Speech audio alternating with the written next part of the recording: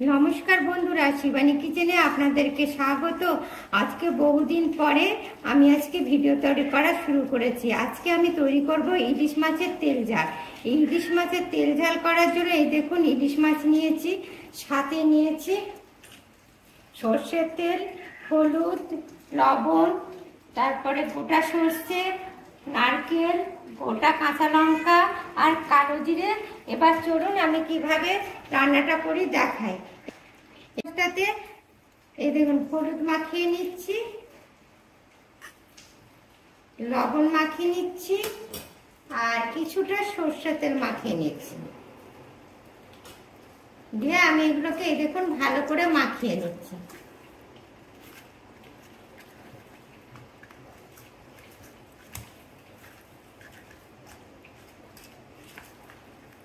প্রথমে এই দেখুন ইলিশ মাছগুলোকে আমি ভালো করে তেল, নুন, হলুদ দিয়ে মাখিয়ে নিলাম। এবার চলুন এটাকে আমি হালকা করে ভেজে নিই। তেলটা গরম হয়ে গেছে, হালকা একটু হলুদ দিয়ে দিলাম যাতে না ছিটকায়। এবার আমি মাছটা ছেড়ে দিচ্ছি। এই দেখুন মাছটা একটু হালকা ভেজে নেব, বেশি। এই দেখুন বন্ধুরা, এক পাশটা ভাজা হয়ে গেছে। এবার আমি উল্টে দিচ্ছি।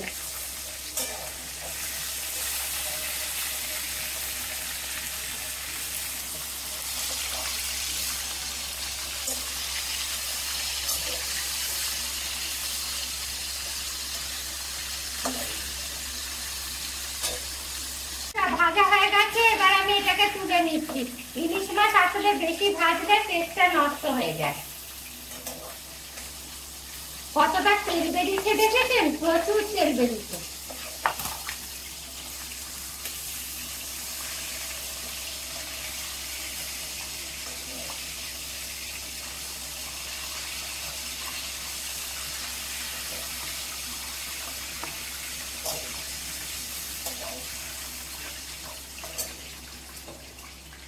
বন্ধুরা, প্রথমে দেখুন কালো জিরে দিয়ে দিলাম, এবার হলুদ দিয়ে দিলাম, কাঁচা লঙ্কা দিয়ে দিলাম,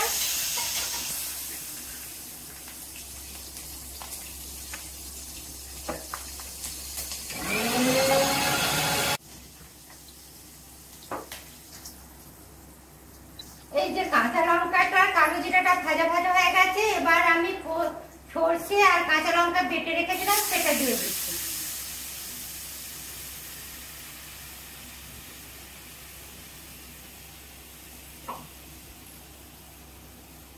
এবার এর মধ্যে আমি একটুখানি এই দেখুন নারকেলের দুধ দিয়ে দিলাম।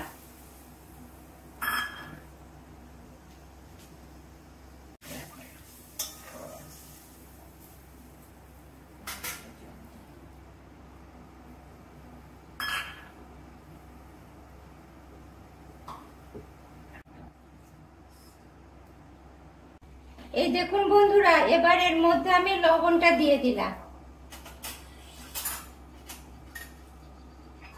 এবার দেখুন মাছটা ফুটে, এবার দেখুন সর্ষে বাটার ঝোলটা ফুটে এসছে। এবার এর মধ্যে আমি ইলিশ মাছগুলো ছেড়ে দিচ্ছি।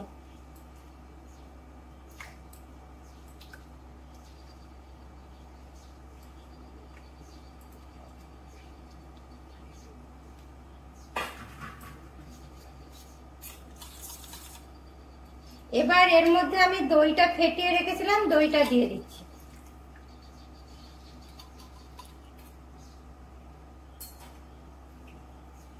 বাটি ধোয়া জল দিয়ে দিলাম। এই দেখুন ফুটে এসছে। একটুখানি ইলিশ মাছের যে ভাজা তেলটা বের করে রেখেছিলাম সেটা এবার ছড়িয়ে দিলাম, দিয়ে একটুখানি ঢাকা দিয়ে দিলাম।